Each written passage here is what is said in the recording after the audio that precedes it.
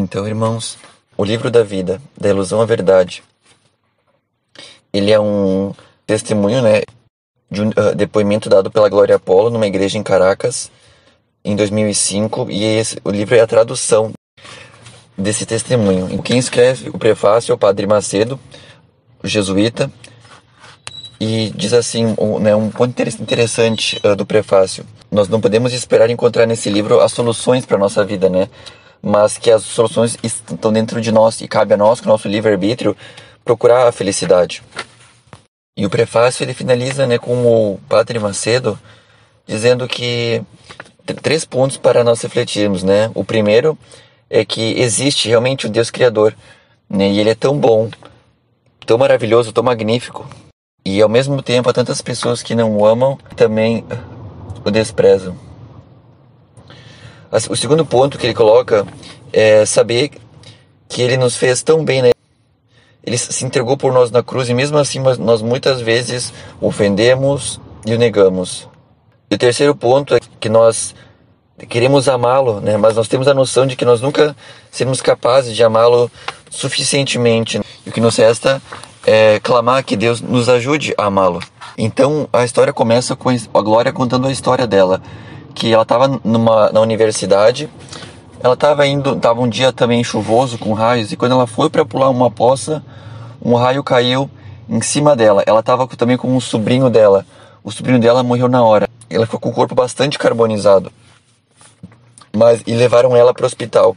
Ela estava num estado terrível. E a partir desse estado no hospital, ela teve uma experiência como que mística.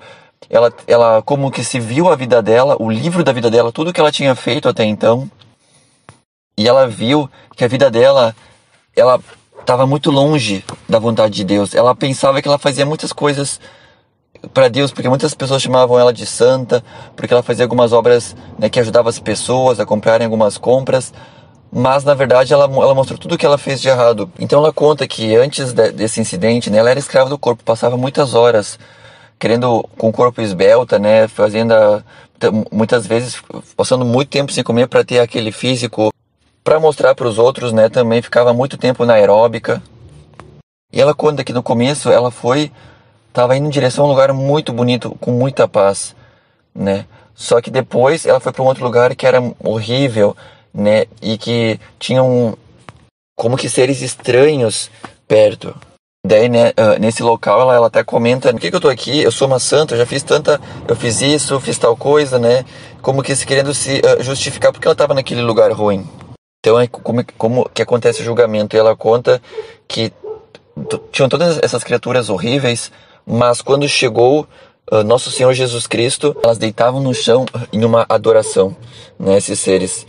E conta que também viu a Santíssima Virgem Maria prostrada aos pés do Senhor, né, rezando por ela, pela Glória Apollo, né, em adoração. E a Glória Apollo diz: como é que eu estou aqui nesse lugar? Eu sou católica.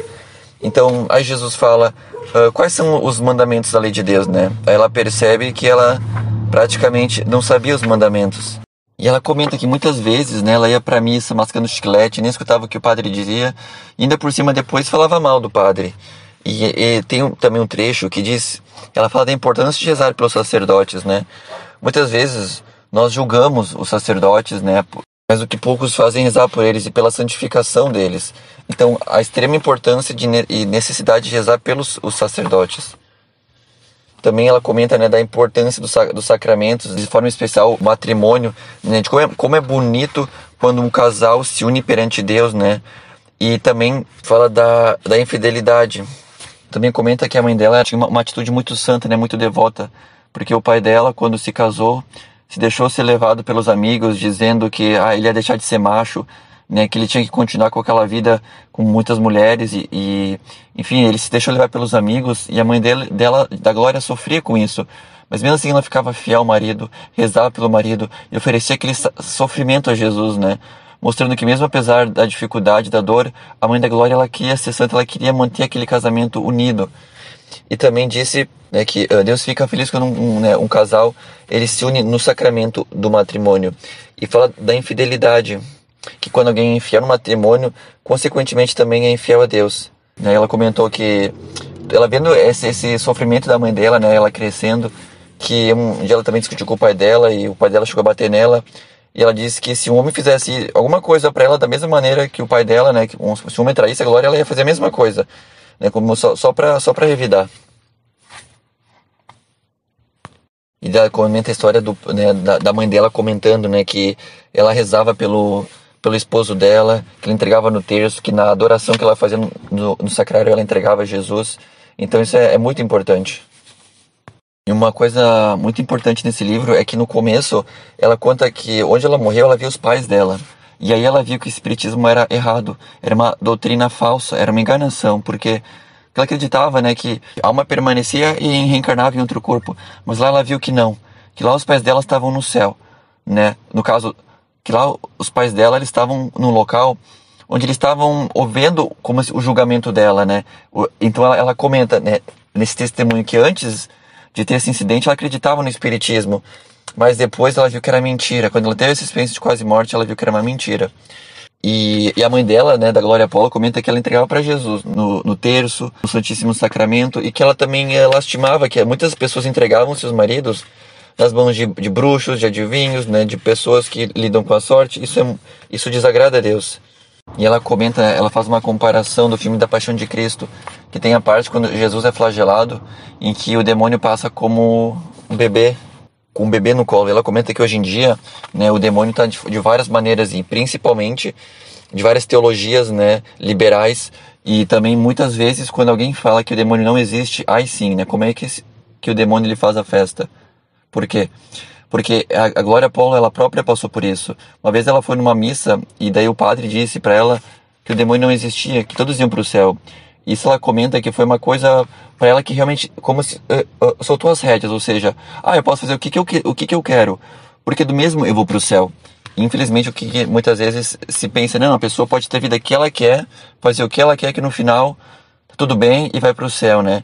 Ela falou que isso foi como se isso afastou ela da Igreja Católica também, né? Então isso a gente pode saber que é mentira, que não tá, é uma coisa contra a doutrina, contra o catecismo, e se alguém falar isso, tá mentindo.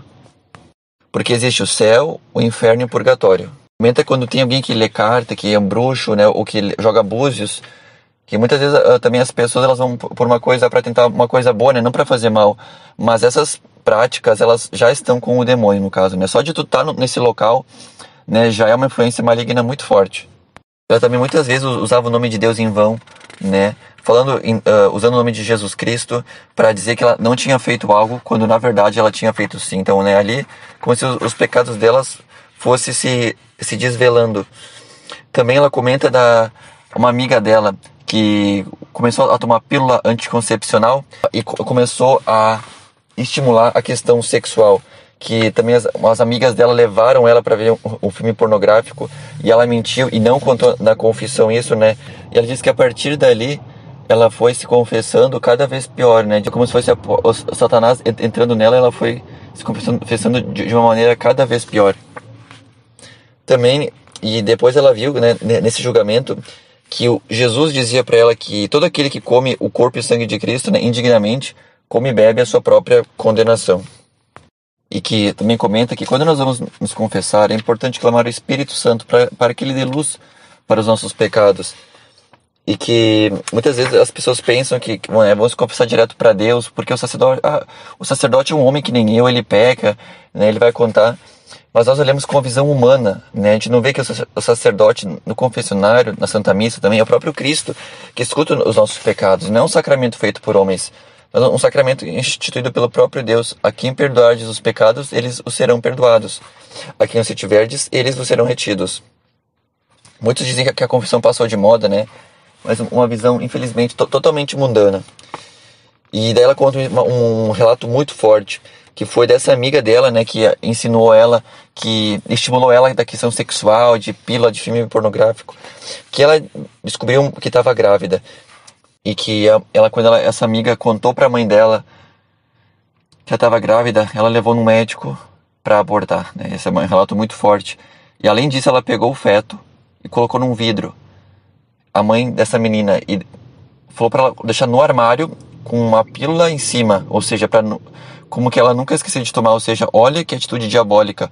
Um feto no quarto para estimular a menina, ou seja, não para de fazer sexo, mas continua fazendo, só que usa a pílula. pílula. Isso é uma visão, né, totalmente errada. E ela fala aqui, a Glória, da importância da virgindade, dos casais que podem, né, se casarem e serem virgens, né, que ela comenta que quando uma mulher perde a virgindade, né, claro, também serve para homem, mas para uma mulher é como que uma luz se apagasse, né? Ou seja, porque aquilo, a mulher está dando algo de precioso dela para, entre aspas, assim, sabe, uma pessoa que ela nem sabe se ela vai ficar, né? Então, da importância da virgindade. E que essa amiga, ela nunca mais voltou a ser a mesma depois que ela fez o aborto, e ela um tempo depois entrou em depressão e também começou a usar droga, né, o LSD, e ofereceu também pra Glória, mas a Glória não aceitou.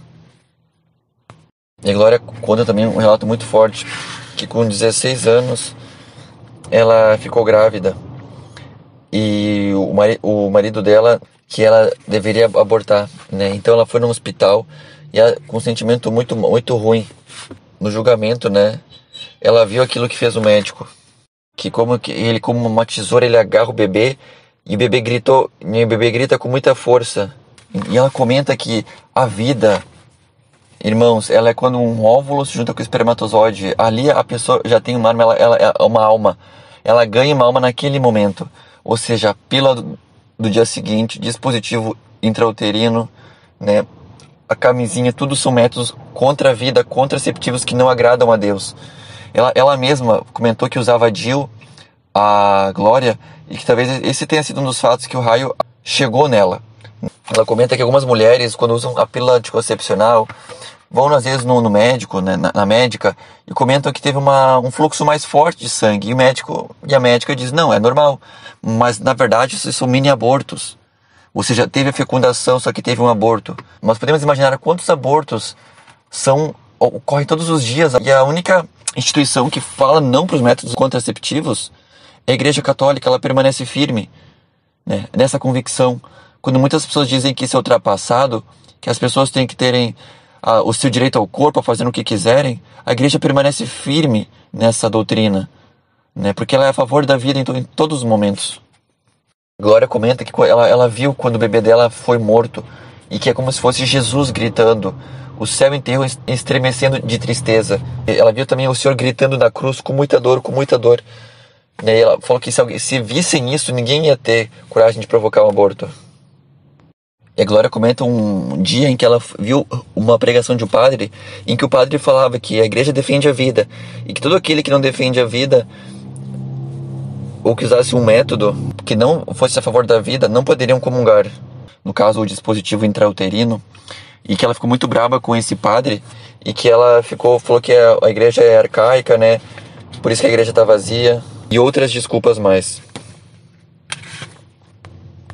Então, continuando o livro, né, do testemunho dela, ela comenta também da questão uma época da igreja dela, em que ela foi para uma igreja evangélica, e que ela gostava porque os cultos eram animados, o pastor falava coisas legais, ela sentia Deus. E mais um ponto interessante para nós refletirmos, né? Muitas vezes as pessoas saem da igreja porque não sentem, né, Deus, e vão numa outra igreja e sentem Deus porque tem uma música legal, né? Mas aí depois, não, mas eu não concordo com esse ponto, então eu vou em outra igreja. Muitas vezes a gente pode comparar com rodízio, né? Não, eu gosto disso, que eu não gosto, eu vou aqui. Ou seja, nós decidimos o que Deus deve falar para nós, né? Não, essa igreja diz isso, eu não concordo, eu vou numa outra igreja. Não, mas assim, esse ponto eu não concordo. Ou seja, nós montamos a igreja, mas convenhamos, quem somos nós para dizer o que é certo e errado? Muitas vezes as pessoas nem sabem o curso que vão fazer quando acabam o ensino médio, e começam um curso e depois param. Quem dirá verdades sobre a moral? Então, quando a igreja diz algo, a igreja católica, e a gente diz não, eu não acredito nisso, eu não concordo, ou seja, é como se fosse 2000 anos estão errados, mas nós estamos certos, né? Ou seja, ela foi nesse culto, mas ela começou a se sentir bem, mas depois, quando ela viu que tinha que pagar o dízimo de tudo, ela saiu, né? Ou seja, muitas vezes nós vamos pelo sentimento inicial. Não, a igreja católica não é legal, muito parado. Vai numa outra igreja, que legal, que é legal. Mas não, esse ponto aqui eu não gosto. Vou para outra. Né? Como se fosse, eu gosto disso, eu não gosto daquilo. E nós montamos a nossa religião. Daqui a pouco a gente até abre uma outra igreja, né? Então isso tem que ter cuidado. Se a igreja diz algo, mesmo se na hora a gente não concorde, então a gente pode rezar para que Deus mude o nosso coração e nos faça entender aquela verdade que a igreja colocou. Porque quando a igreja coloca um dogma, uma verdade, não é algo arbitrário sem refletir.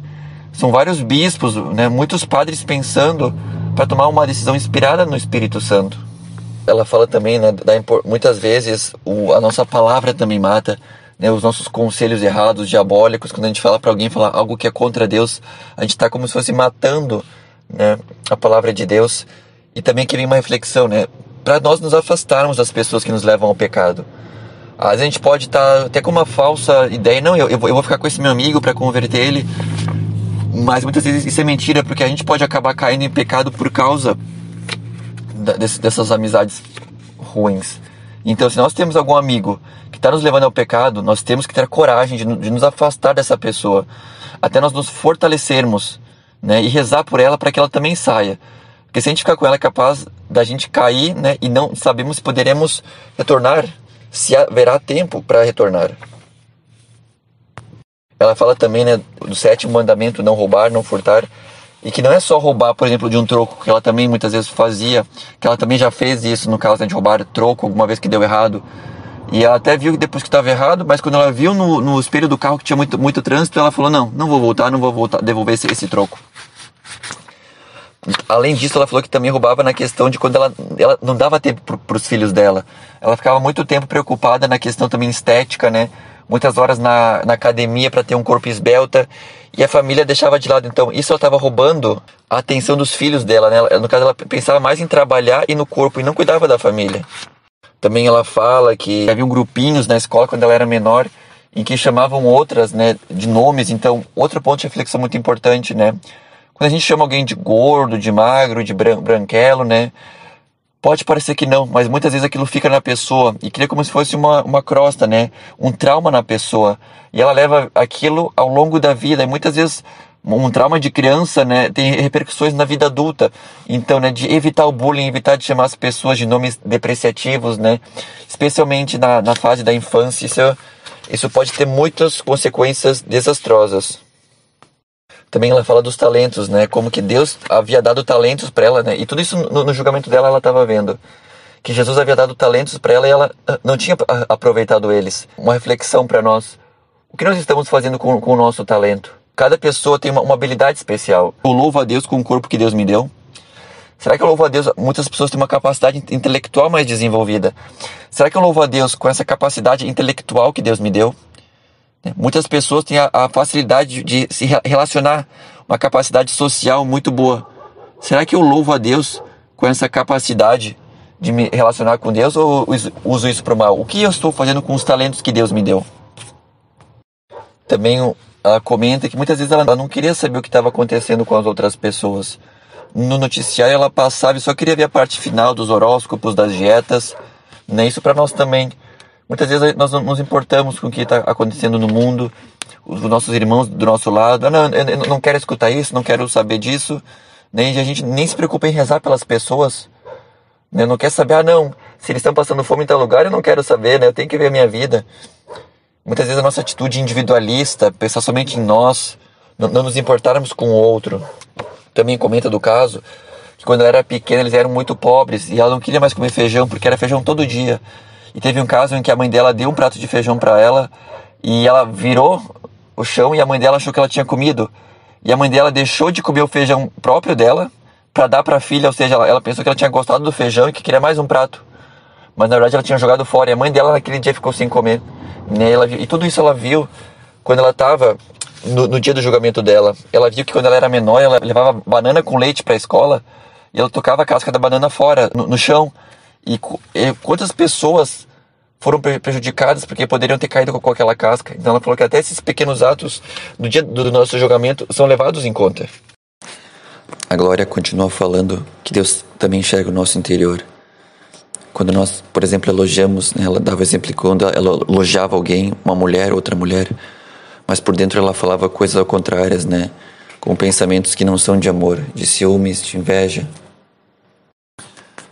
E no livro, nesse testemunho também tem muito bonita mensagem, né? É uma frase que ela coloca que é como se Deus, ele tá muito apaixonado por cada ser humano, né? Ele tem um grande amor e ele mendiga a cada um de nós para se converter, né? Eu achei forte essa palavra, né? De mendigar, ou seja, Deus, ele quer muito que nós nos voltemos para ele, mas nós muitas vezes, né, só queremos fazer a nossa vontade, só vemos coisas ruins na nossa vida, né? Quando na verdade Deus nos agracia e nos abençoa todos os dias com grandes maravilhas, grandes graças. Também ela comenta uma visão que as pessoas pensam, né? Mas se Deus é bom, por que existe o inferno? Por que Deus manda as pessoas para lá? E a própria Glória comenta, né, que Deus não manda ninguém para o inferno. São as próprias pessoas com o seu livre-arbítrio que escolhem isso, né? Então, nós podemos imaginar Deus enviou o Filho dele para morrer na cruz. Ou seja, é um amor que nós nem conseguimos refletir e entender de tão grandioso. Se Deus é capaz disso por nós que somos pecadores, Deus quer salvar a todos. Mas Deus respeita o nosso livre-arbítrio. Mas é muito claro isso, que Deus quer salvar a todos. Tudo isso foi o livro da vida de Glória Apollo, né? Mas no caso ela comenta que ela se sentiu aterrorizada quando se fechou o livro da vida. E que ela se lembrou de uma experiência de um paciente no consultório que, se estivesse em aflição ou em algum perigo, né, para pedir a Jesus que a curasse com o seu sangue e que pedisse perdão. E que Jesus nunca abandonaria, né, porque Jesus pagou o preço do seu sangue por nós. Então, né, naquela situação, Glória, no seu julgamento, começou a gritar, né? Começou a gritar para que Jesus, nosso Senhor Jesus Cristo, tivesse compaixão dela e perdoasse os pecados dela e desse uma segunda oportunidade. Porque com a vida que ela estava tendo, como que ela estava sendo né, julgada, ela mesma tinha escolhido o inferno com as decisões dela. E um momento assim muito forte, muito bonito, que Jesus fala para ela, sim, que ela ia voltar. Ou seja, não pela oração da família, mas pela oração de todas as pessoas. E ela viu uma cena muito bonita, né? Como se fosse faíscas de luz subindo em direção a Deus, o que seriam as orações. Só que ela comentou que tinha uma faísca maior do que todas. As pessoas que ficaram sabendo do caso dela pela notícia, pelos jornais, e estavam rezando por ela, né? Essas orações fez com que Jesus desse a ela uma segunda chance. E algo muito interessante, que ela viu entre aquelas várias faíscas de luz, uma maior, uma mais intensa. E o que ela comenta?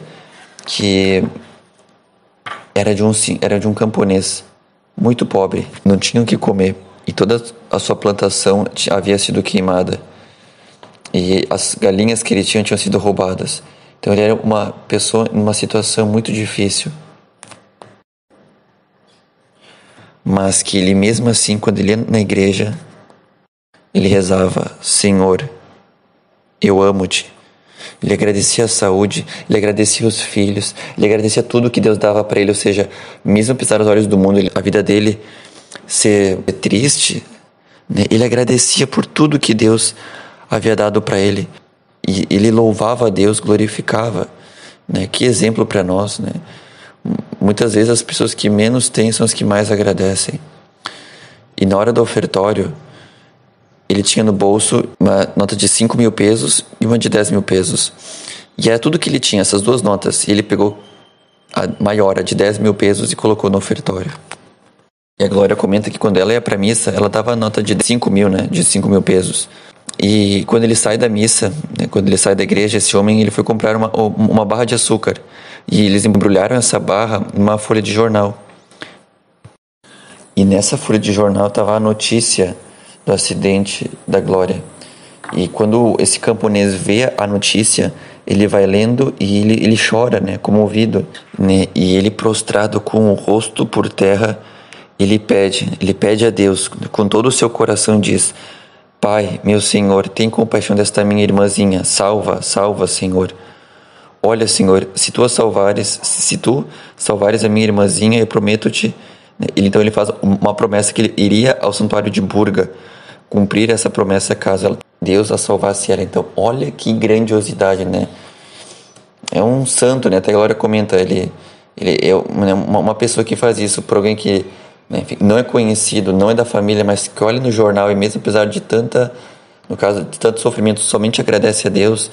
Essa luz era a faísca que mais brilhava nas orações de intercessão, né? Então, pelas orações de intercessão das pessoas, especialmente desse camponês, a Glória ela teve a oportunidade de ter uma segunda chance, né? E o Senhor disse a Apolo, né? Esse é o verdadeiro amor ao próximo. É assim que deves amar ao próximo, né? Então, quantos exemplos essa história nos traz da Glória Apolo? E Deus disse sim que ela ia voltar, mas que ela repetiu muitas vezes, né? Que diz, não 1000, mas 1000 vezes 1000 do testemunho dela.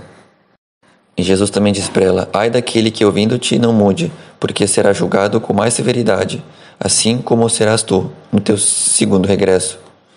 Os ungidos, que são os meus sacerdotes, ou qualquer um que não te der ouvidos, porque não há pior surdo que aquele que não quer ouvir, nem pior cego que aquele que não quer ver. E ela comenta, né, que, no caso, até os médicos não acreditavam como ela tinha sido dada morta pelos médicos, mas ela mesmo assim, né, ela começou a se recuperar, os rins voltaram, as pernas também, né, eles até haviam pensado em amputar, mas começou a voltar os movimentos. E a Glória até teve uma filha depois desse incidente, né? Se chama Maria José. Então, irmãos, agradeço. Esse comentário ficou um pouco longo, né? Mas achei importante porque, claro, quem puder ler o livro, né, é muito bom. Eu queria comentar dessa maneira, de uma maneira geral, por esse testemunho que nos faz fazer uma revisão, né, dos mandamentos, de como nós estamos levando a vida, de como nós tratamos Deus, a Santa Missa, tá bom? Muito obrigado pela atenção, um grande abraço e fiquem com Deus. Jesus, eu confio em vós. Em nome do Pai, do Filho e do Espírito Santo. Amém.